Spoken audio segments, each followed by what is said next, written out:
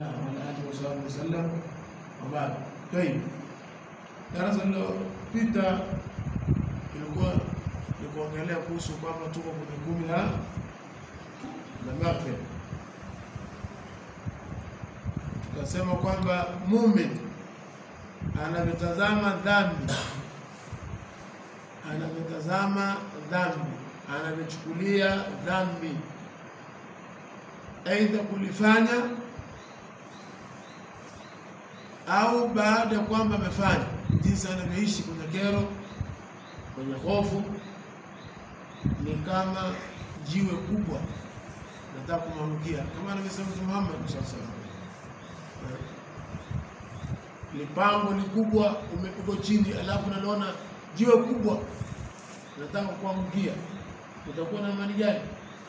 Utakuwa na raha gani? La ilaha illa Allah.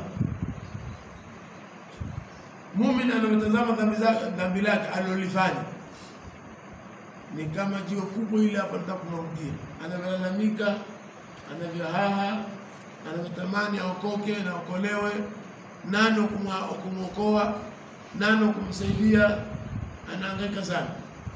Miaka yote tunasema hivi, unaonaje umekaa hapa alafu kuna jiwe kubwa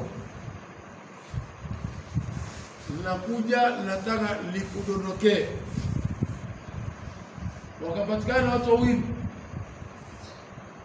mwingine akusaidie akuokoe na lile jiwe lisikuangukie, aidha kuvuta. Mfano ala sabili mithali, wewe ni kiwete, una uwezo kukimbia, jiwe linakuja, mwingine waambia mimi nitakusaidia nikutoa, mwingine anakuambia weka hapa lakini nitakupa basi magari 20. Ni msaada nani utaukimbilia, na msaada nani utaupenda? Hujaelewa bado? Bado hujaelewa?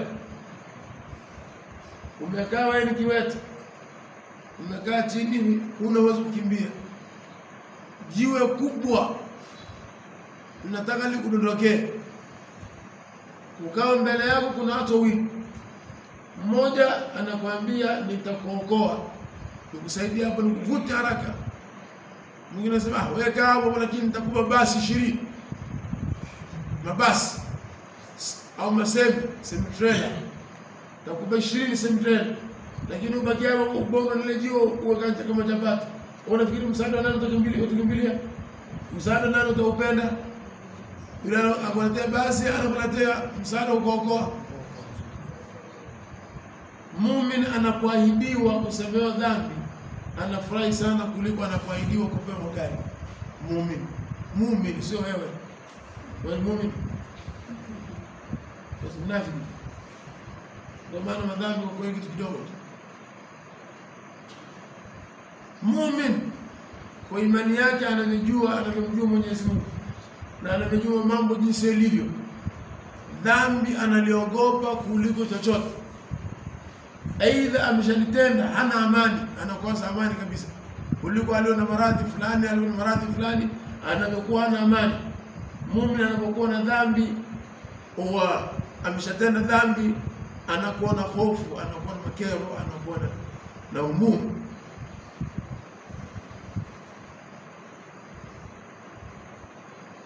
Msikose akili, mtoto anayemshtaki mbele. Tena mafahamiana. Kwa hiyo muumini anatazama dhambi ni bora kukosa chochote apate msamaha. Lakini kiswa tulikitoa mara nyingi, baki Mtume Muhammad kabla hapo, ni kabla wasema ni baada ya dhambi hizi, kabla ya dhambi. Baki Mtume Muhammad alipotakana yule mwanamke mzuri afanye naye machafu, mwanamke kwamba alikipendwa sana watu Maka, mwanamke matajiri wanasumbuka kumpata, wanamtamani, wanajigonga na mali zao wanapitishana, yani wanapizana nini dawa kama ni mpato yule mwanamke, lakini mwanamke anajijua ni mzuri, anawakataa mwanamke mzuri Kuna wanawake wazuri kuna wanawake wameumbwa mpaka wanawake wenyewe wakiona wanawake kwa wanasema kweli kuna watu wameumbwa. Kuna wanawake walivyoumbwa ni wazuri mpaka wanawake wenyewe wenzake wakimwona anasema bwana Mungu ameumba. Mimi hapa si chochote, bora naondoke zangu tu. Nilikuwa kupata story moja. Kuna mwanamke alipita Kariakoo pale Dar es Salaam. Wanawake wazuri wanasifia sote wazuri. Walipomwona yule mwanamke walitaka kuzimia. Kila mtu alishika vyake. Jinsi walipomwona mwanamke mzuri. La ilaha illa Allah. Tunafadhilisha hawezi kuwa saizi wote. Mbeleka ule wako na grade gani huyo kati. Umeelewa? Sasa mwanamke huyo Maka alikuwa mzuri sana. Wanawake matajiri walikuwa wanamtaka sana. Lakini anawadengulia yule mwanamke. Lakini mwanamke yule alipomwona babake Mtume Muhammad za Abdullah, alipomwona babake Mtume, yeye mwenyewe ndio alianza kumkimbilia yule babake Abdullah. Baba Abdullah sasa Imeleka Abdullah sasa. Ingekuwa kama huko Tanzania Dula sasa. Maana Tanzania Abdullah anaita Dula kumbavu yao. Imeleka Mzee Abdullah akagundua huyu mwanamke anamtaka wafanya machafu, akamtungia shehe, akamwambia amal haramu fal mamatu duna. Kufanya jambo la haramu bora kufa. Baba yake Mtume anasema kutenda haramu kumkosea adabu Mwenyezi Mungu.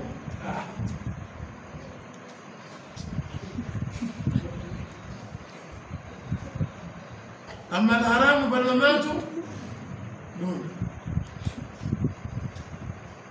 فالحل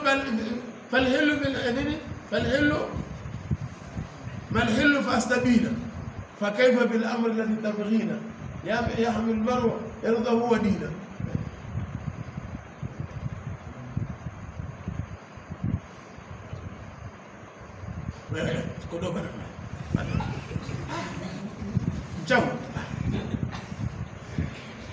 Kuna mdula kwa wachawi. Mafahamiana Mwanzo kakimbiza watoto kwa ukaona watu wengine. Na yeye mmoja. Kuna wale macho